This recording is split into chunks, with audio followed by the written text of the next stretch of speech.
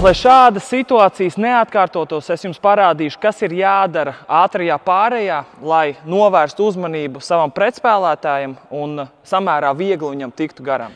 Nākot pāri laukumam, ja jums ir šī varbūt pusātrā situācija vai arī jau, ka visi ir atnākuši atpakaļ, un lai mēs tiktu garām savam pretspēlētājam, mums ir jāizdara viena lieta. Mums ir jāparāda, lai kāds no spēlētājiem varbūt it kā nāk un pieliek bloku. Ja? Tātad es nāku pāri laukumam, un šeit es parādu, lai kāds no spēlētājiem nāk un man pieliek bloku.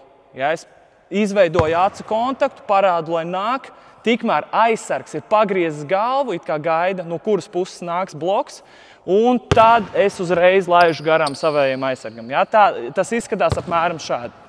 Es nāku, nāc, pums, uzreiz garām, un iespējams viegli 2 punkti. Svarīgi ir jums, kā uzbrucējiem, uzreiz būt gatavam, kad jūs iedodat signālu savam gariem spēlētājiem nākt likt bloku, un aizsargs ir pagriezis nedaudz galvu, jo tas notiks ļoti īsā brīdī, un man tad jau ir jābūt jau garām. Ja? Tātad rekur šeit, ja? Nāc likt, pums!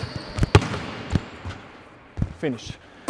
Es parādīšu, kā jūs treniņa apstākļos kaut vai viens zālē varat pilnveidot šo situāciju. Ja? Vienkārši ar driblu nākam lejā, ja?